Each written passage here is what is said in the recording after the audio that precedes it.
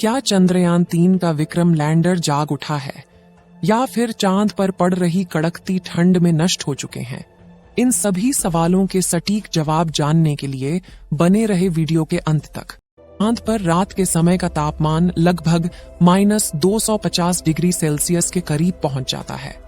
ऐसे में विक्रम लैंडर का सरवाइव कर पाना पहले से ही बहुत मुश्किल माना जा रहा था, लेकिन फिर भी इसरो के वैज्ञानिकों ने बताया था कि अभी चंद्रयान-3 को सुला दिया गया है और जैसे ही 22 सितंबर होगी उस दिन चंद्रयान-3 के विक्रम को जगाने का प्रयास किया जाएगा। लेकिन जिस दिन का करोड़ भारतीय बेसब्री से इंतजार कर रहे थे वह दिन बीत चुका है। इसरो के वैज्ञानिकों ने चंद्रयान-3 के विक्रम लैंडर को रेडियो सिग्नल भेजना शुरू कर दिया है। दोस्तों, करोड़ों भारतीय 22 सितंबर के दिन का बेसब्री से इंतजार कर रहे थे, क्योंकि 22 सितंबर भारतवासियों के लिए बहुत ही खास होने वाला था। वैज्ञानिकों ने 4 सितंबर के दिन प्रज्ञान रोवर और विक्रम लैंडर को स्लीप मोड में डाला था और वैज्ञानिकों ने बताया कि अब चांद के दक्षिणी ध्रुव पर 14 दिनों तक रात रहेगी, इसीलिए 22 सितंबर के दिन फिर से चंद्रयान के प्रज्ञान रोवर और विक्रम लैंडर को जगाया जाएगा।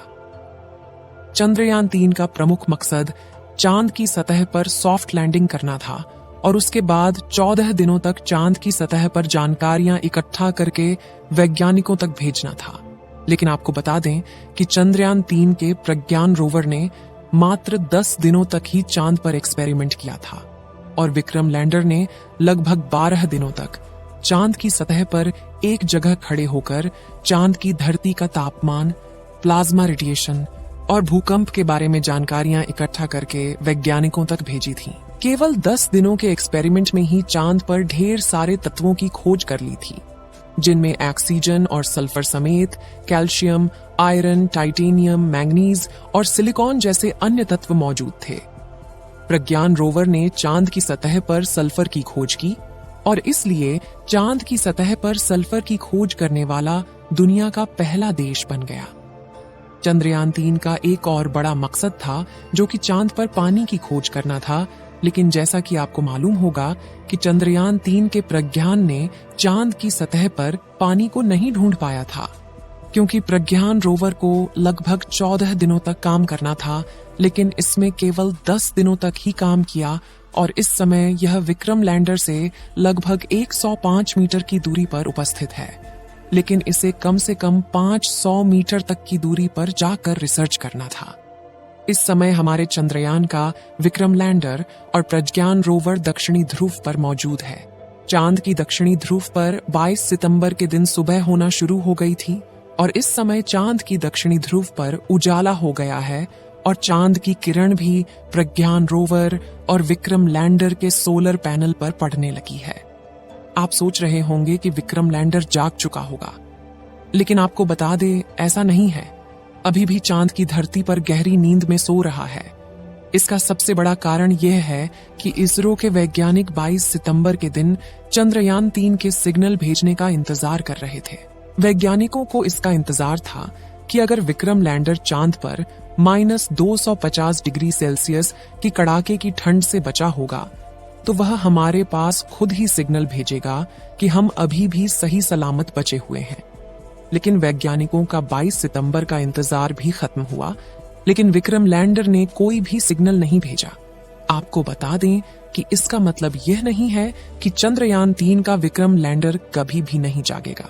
जैसा कि हमने बताया कि चांद पर 14 दिनों की रात होती है, जिसके कारण वहां का तापमान काफी ज्यादा घट जाता है और 14 दिनों में लगभग घटकर -250 डिग्री सेल्सियस तक पहुंच जाता है।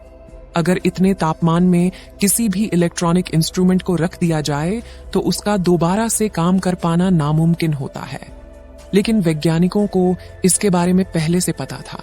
इसलिए विक्रम लैंडर और प्रज्ञान रोवर की बैटरी और उसके इलेक्ट्रॉनिक इंस्ट्रूमेंट को काफी ज्यादा इंसुलेटर जैसे पदार्थ का इस्तेमाल करके बनाया था, जिससे कि चांद पर कड़ाके की ठंड में भी इनके इलेक्ट्रॉनिक इंस्ट्रूमेंट सही सलामत बने रहे और जैसे ही चांद पर सुबह हो दोबारा से काम कर सके। चांद पर 20 सितंबर के दिन सुबह हो गई थी और 22 सितंबर के दिन चांद थोड़ा थोड़ा धरती से दिखना भी शुरू हो गया था। वैज्ञानिक 22 सितंबर का इंतजार इसलिए कर रहे थे क्योंकि चांद धरती से दिखने लगे, जिससे कि चांद पर उपस्थित चंद्रयान 3 से आसानी से संपर्क किया जा सके। लेकिन आपको बता दें कि वैज्ञानिकों ने 22 सितंबर के दिन चंद्रयान 3 को सिग्नल नहीं भेजा।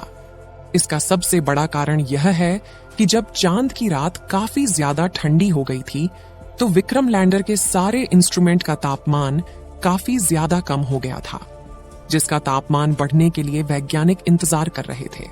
लेकिन इस समय विक्रम लैंडर और प्रज्ञान रोवर का टेम्परेचर सामान्य हो चुका है और वैज्ञानिकों का चंद्रयान 3 के विक्रम लैंडर से संपर्क करने का प्रयास जारी है। 22 सितंबर की रात को ही वैज्ञानिकों ने चंद्रयान 3 के विक्रम लैंडर से संपर्क करने का प्रयास करना शुरू कर दिया था और उन्होंने ट्विटर पर पोस्ट के माध्यम से जानकारी देते हुए बताया कि अब हम विक्रम लैंडर से संपर्क करने का प्रयास कर रहे हैं। हैरानी की बात यह है कि अभी तक विक्रम लैंडर की ओर से कोई भी सिग्नल प्राप्त नहीं हुआ है। वैज्ञानिक विक्रम लैंडर से संपर्क करने के लिए सबसे पहले चांद की ऑर्बिट में घूम रहे चंद्रयान 2 के ऑर्बिटर को सिग्नल भेजते हैं। उसके बाद चंद्रयान 2 का ऑर्बिटर सिग्नल को रिसीव करके चंद्रयान 3 के विक्रम लैंडर के पास भेजता है। आपको बता दें कि विक्रम लैंडर ने अपने एक्सपेरिमेंट द्वारा पता लगाया है कि चांद की ऊपरी सतह का तापमान और चांद की भीतरी सतह के तापमान में काफी ज्यादा अंतर पाया जाता है। जब चंद्रयान 3 का विक्रम लैंडर और प्रज्ञान रोवर चांद पर रिसर्च कर रहे थे, तो उस समय चांद का तापमान 20 डिग्री से 35 डिग्री सेल्सियस के बीच था। चंद्रयान 3 के फिर से जागने के लिए आपकी काफी ज्यादा दुआओं की जरूरत है, क्योंकि इस समय वैज्ञानिक संपर्क करने का काफी ज्यादा प्रयास कर रहे हैं, लेकिन अभी भी चंद्रयान 3 से संपर्क नहीं हो पा रहा है। ऐसे में वैज्ञानिकों में डर और चिंता का माहौल छाया हुआ है कि क्या चंद्रयान 3 जागेगा या फिर नहीं। वैज्ञानिकों ने बताया कि अगर चंद्रयान 3 नहीं जागता है तो उसका विक्रम लैंडर और प्रज्ञान रोवर राजदूत बनकर हमेशा के लिए खड़े रहेंगे और भारत का झंडा लहराते रहेंगे। फिलहाल अभी भी वैज्ञानिकों के द्वारा प्रयास किया जा रहा है। हो सकता है कि विक्रम लैंडर का तापमान जैसे जैसे और बढ़े, उसके सारे इंस्ट्रूमेंट काम करने लगे।